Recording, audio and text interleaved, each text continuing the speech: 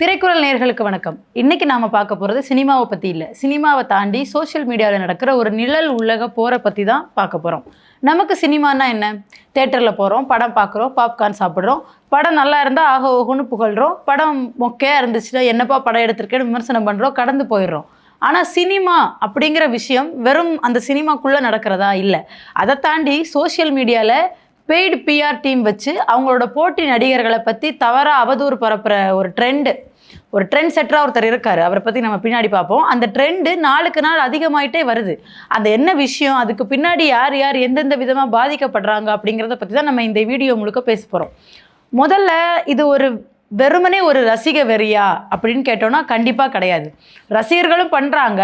அதை தாண்டி இதுக்குன்னே ஸ்பெஷலாக ட்விட்டரில் இன்ஸ்டாகிராம்லேயும் ஐடிகள் உருவாக்கப்பட்டு ஐடிக்கள் விலைக்கு வாங்கப்பட்டு இந்த நிழல் உலக போரை நடத்துகிறாங்க. ஒரு உச்ச நடிகர் ஒருத்தர் இதுக்கு முன்னே சினிமாவில் இருந்தார், இப்போ அரசியலில் இருக்கார். அவருக்கு போட்டியா அப்படின்னு சொல்லவே முடியாது. இவருக்கு போட்டியா வரவே முடியாது. ஏன்னா கிட்டத்தட்ட 173 படம், 173வது படம் வரப்போகுது. இப்போ வரைக்குமே சூப்பர் ஸ்டார் அப்படிங்கிற பட்டத்தை ஒருத்தர் ஹோல்ட் பண்ணி வச்சுட்டு இருக்காருல, அவருக்கு தன்னை தானே போட்டியா நினைச்சிட்டு ஒரு உச்ச நடிகர் இருந்தாரு. இப்போ அவர் அரசியலுக்கு போயிட்டாரு. அவர் அரசியலுக்கு போனாலுமே இந்த சூப்பர் ஸ்டார் அப்படிங்கிற பட்டத்தை எப்படி இவர் இப்படி ஹோல்ட் பண்ணிட்டே இருக்காரு அப்படிங்கிற வைத்தறிச்சல் தாங்க முடியாம சில வழிகாட்டி மாஃபியாக்கள், கரெக்டாக இருக்குது இந்த வார்த்தை, வழிகாட்டும் மாஃபியாக்கள் வந்து பே பண்ணி இந்த வேலையை பார்க்குறாங்க. இவங்களுக்கு போட்டியாக இருக்கிற ஒரு நடிகரோட படம் வருது அப்படின்னா அவரோட குடும்பம், அவங்க வீட்டில் இருக்கிற பெண்கள், பர்சனல் லைஃபு எல்லாத்தையும் பிடிச்சி இழுத்து தோண்டி எடுத்து ஒரு கேவலமான ஒரு விஷயத்த ஒன்று பண்ணிட்டு இருக்காங்க. நான் இதை சும்மா சொல்லலை. இப்போ கூட நீங்கள் ரஜினிகாந்த் அவர்களோட ஐடியில் போய் பாருங்கள். ஒரு செகண்ட் முன்னாடி அவரை கொச்சப்படுத்துகிற மாதிரி ஒரு ஸ்டிக்கரோ, இல்லைன்னா அரசியல்லேருந்து சினிமாவுக்கு போயிருக்கார்ல அந்த உச்ச நடிகரை புகழ்கிற மாதிரி ஏதாவது ஒரு இதோ, அவரோட கட்சியோட கொடின்னு இவங்க நினச்சிட்டு இருக்க ஸ்பெயின் ஃப்ளாகையோ எதையாவது அந்த கமெண்ட்ல போட்டுட்டே இருப்பாங்க. இதனால பாதிக்கப்படுறது இந்த உச்ச நடிகர் மட்டும்தானா? கண்டிப்பாா கிடையாது. சின்ன சின்ன நடிகர்களும், முக்கியமா நடிகைகள். இந்த வழிகாட்டி மாஃபியா இருக்குல்ல, இதோட தலைவராக இருக்கார். இப்போ புதுசாக கவர்மெண்ட் ஆஃபீஸர் வேற ஆயிருக்காரு. அவர் வந்துட்டு அவர் சொல்கிறத கேட்காத, அவங்க சொல்கிற ரூட்டில் போகாத, இப்படி இருக்கிற நடிகைகளையும் ட்ரோல் பண்ணுறது, நடிக்க வரலன்னு சொல்கிறது, ஆபாசமாக பேசுகிறது, அவங்க பிக்சர்ஸை தப்பாக யூஸ் பண்ணுறது, இந்த மாதிரியான வேலைகளுக்காகவும் ஐடிக்களை வாங்கி இந்த மாதிரி கொச்சையான வேலைகளை பார்த்துட்டும் இருக்காங்க. அதில் கூட நடிகை பிரியங்கா மோகன் ஒரு பேட்டியில் சொல்லியிருந்தாங்க, ஆமாம் என்னை டார்கெட் பண்ணியிருக்காங்க, இந்த மாதிரிலாம் எனக்கும் நடந்திருக்கு அப்படின்னு ஓப்பனாக மனம் திறந்து சொல்லியிருக்காங்க. ஏன்னா இவங்க அந்த பிஆர்ஓ டீம் எனக்கு வேணாம் அப்படின்னு வெளியே வந்த ஒரே காரணத்துக்காக இவங்க இப்படி செய்யப்பட்டிருக்காங்க. இப்போ இது சினிமா துறையிலையுமே பெரிய பிரச்சனையாக இருக்குது. ஒரு படத்தை விமர்சிங்க, அந்த படம் நல்லா இல்லை, அதில் கதை நல்லா இல்லை, கருத்து நல்லா இல்லை, நீங்கள் என்ன வேணால் சொல்லலாம்.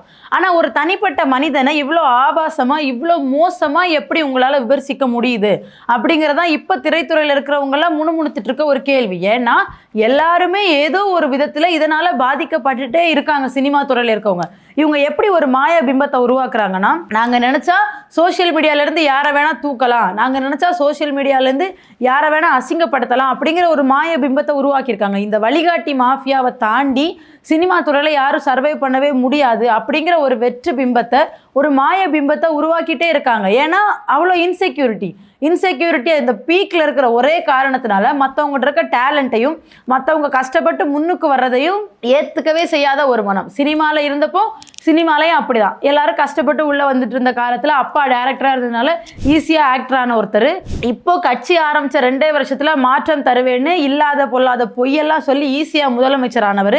இப்படி இருக்கிறவரோட தொண்டர்கள் எப்படி இருப்பாங்கன்னு நம்ம எதிர்பார்க்கறது? இதை விட சீப்பாக எதிர்பார்க்கலாம். ஸோ இதுவே பெட்டர்னு கூட சொல்லிக்கலாம். இப்போ இவர் ஏன் ஒரு வார்த்தை கூட சொல்ல மாட்டேங்கிறாரு? இப்போ ஒரு வார்த்தை, என் பேரை சொல்லி நீங்கள் யாரையும் அவமானப்படுத்தாதீங்க, இல்லை யாரையும் பர்சனல் அட்டாக் பண்ணாதீங்க அப்படின்னு ஒரு வார்த்தை இவர் சொன்னால் கூட இவரோட ரசிகர்கள், தொண்டர்களில் பெரும்பாலானோர் கேட்பாங்க. ஏன்னா நீங்கள் என்ன மாதிரியான மோசமான வேலை செஞ்சாலும் அதுக்கு முட்டு கொடுக்குற கூட்டம் இல்லையா? ஸோ நீங்கள் ஒரு வார்த்தை சொன்னால் கண்டிப்பாக கேட்பாங்க. ஆனால் அதை அவர் சொல்லலை. ஸோ இத்தனை ஆண்டுகளாக இப்படி திரைத்துறையில் இருக்க எல்லாரையும் பர்சனல் அட்டாக் பண்ணிட்டு இருக்கிற உங்களோட வாரியர்ஸை நீங்கள் ஒரு வார்த்தை கூட சொல்லாமல் இருக்கிற இந்த மௌனத்தை சம்மதம்னு எடுத்துக்கலாமா? இல்லை இதை நீங்கள் ரசிக்கிறீங்களா? உங்களோட தொண்டர்கள், உங்களோட ரசிகர்கள் இன்ஸ்டாகிராமில், ட்விட்டரில், ஏதாவது ஒரு சோஷியல் மீடியாவில் இன்னொரு சக நடிகர், போட்டி நடிகரோட குடும்பத்தை இழுத்து பேசுகிறத நீங்கள் ரசிக்கிறீங்களா? இவர் அதை பற்றி ஒரு வார்த்தை வாய் திறந்து பேசுவார், இந்த மாதிரியான விஷயங்கள்லாம் ரசிக்கிறவர் கிடையாது அப்படின்னு நம்மளால சொல்லவே முடியாது. ஏன்னா தேர்தல் பிரச்சார சமயத்தில் ஒரு இடத்துக்கு போனார், காலையில் வர்றேன்னு சொல்லிட்டு ஈவினிங் போனார். கூட்டம் அவ்வளோ அலைமோதிச்சு, எல்லாரும் கத்துறாங்க. வண்டிக்குள்ளே உட்காந்து லைட்டை ஆன் பண்ணி ஆஃப் பண்ணி ஆன் பண்ணி ஆஃப் பண்ணி ஆன் பண்ணும்போது அவங்க கத்துறதையும் ஆஃப் பண்ணோன்னு அமைதியாகிறதையும் கேட்டு ரசிச்சுக்கிட்டு இருந்த ஒரு ஆள். அது என்ன மாதிரியான மனநிலைன்னு நம்மளால் விளக்கி சொல்ல முடியல. ஆனால் அதை கூட ரசித்த ஒரு ரொம்ப உயர்ந்த எண்ணம் கொண்ட ஒருத்தர். ஸோ இதை இவர் ரசிக்கலைன்னு சொல்ல முடியாது. இன்னொன்று, இப்படிலாம் அவங்க சோஷியல் மீடியாவில் பண்ணுறாங்க அப்படின்னு எங்களுக்கு தெரியாது அப்படி கூட அவரால் சொல்ல முடியாது. ஏன்னா அவர் ஆக்டிவாக இருக்கிற ஒரே இடம் சோஷியல் மீடியா தான். சட்டமன்றத்தில் கேள்வி கேட்டாலும் ட்விட்டரில் தான் பதில் போடுவார். எல்லாத்துக்கும் ட்வீட்டு மட்டும் தான் போடுவார். ட்வீட் வச்சு கழகம்னே பேர் வைக்கிற அளவுக்கு வாழ்ந்துட்டு இருந்தார். இன்னொன்று, அவரே மேடையில் ஒத்துக்கிட்டு இருக்காரு, நண்பா நண்பீஸ் நீங்கள் பண்ணுறதெல்லாம் நான் பார்த்துட்டு தான் இருக்கேன், இன்னும் நல்லா பண்ணுங்க. எதை நல்லா பண்ண சொன்னீங்க? இதையா?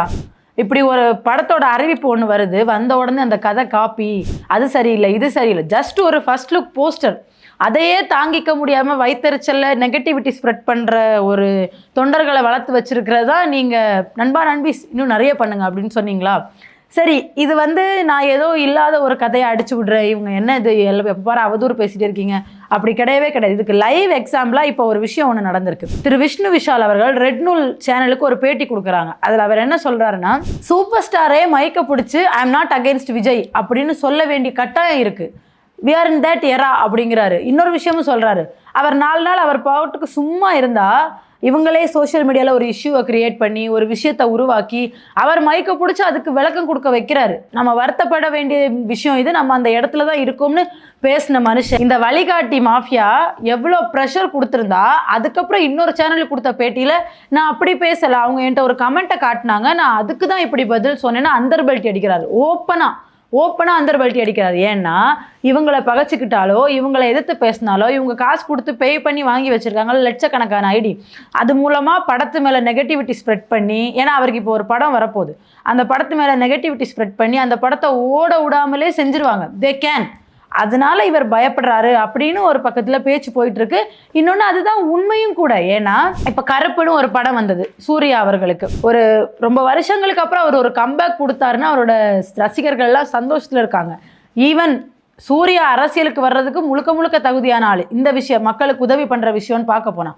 ஆனால் அதுக்கு எதுக்குமே தகுதி இல்லாத ஒரு ஆள் அரசியல்வாதியாகி இன்னைக்கு முதலமைச்சர் ஆயிருக்காரு, அது வேற கதை. ஆனால் இன்னைக்கும் அந்த உச்ச நடிகரோட ஃபேன்ஸ்ன்னு சொல்லப்படுற அவரோட தொண்டர்கள் ஏதோ எங்கால அரசியலுக்கு வந்தாருன்னு பாவம் பார்த்து ஒரு மொக்க படத்தை ஓட வச்சா இவன்லாம் அரசியலுக்கு வரலாமா?